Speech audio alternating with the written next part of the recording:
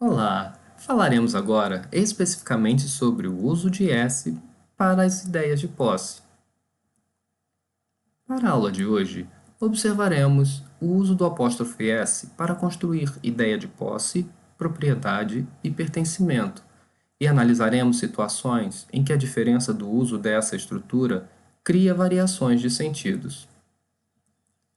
Food for thought, para a meditação dessa aula e a respeito daqueles que pensam no sucesso, mas só vivem olhando para os seus erros, trago-se dizer: Success is what happens after you have survived all your mistakes. O sucesso é o que acontece depois de você ter sobrevivido a todos os seus erros. Attention! O apóstrofe S é comum para as formas do verbo to have na terceira pessoa do singular, has. Assim, na oração He has survived all his mistakes, ele tem sobrevivido a todos os seus erros, poderá ter a forma contrata He survived all his mistakes. Assim, has é seguido do particípio passado, sendo facilmente então identificado quando é contraído. He has survived. He survived. Também corresponde à forma do verbo to be na terceira pessoa do singular. Is. He is, she is, it is. Por exemplo, she is surviving all her mistakes. Ela está sobrevivendo a todos os seus erros. Neste caso, a forma is pode contrair-se e ser expressa como she's surviving all her mistakes. O verbo to be, nesse caso, é de uma construção contínua, que é o verbo to be seguido do outro verbo principal com a forma ing, facilmente identificado quando se é contraído também. She is surviving. She's surviving.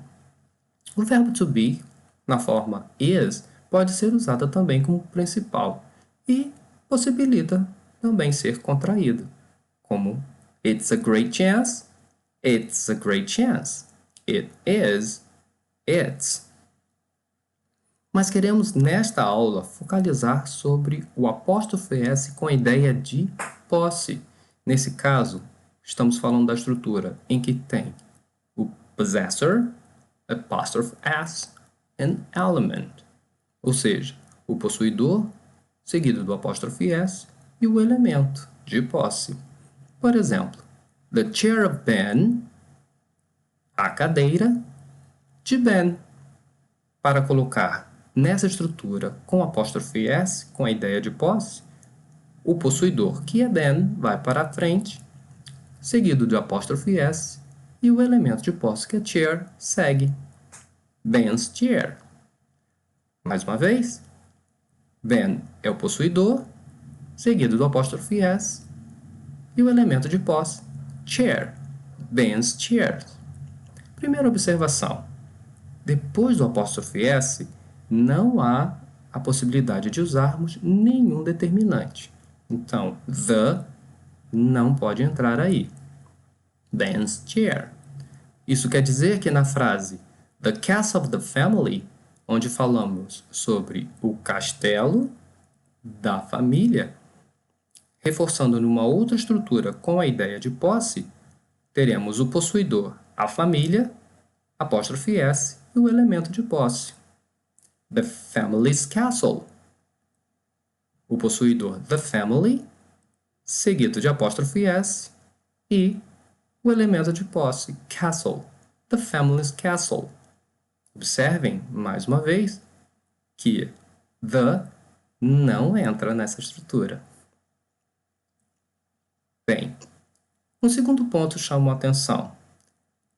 É quando temos um possuidor no plural, como the synchronization of the boys.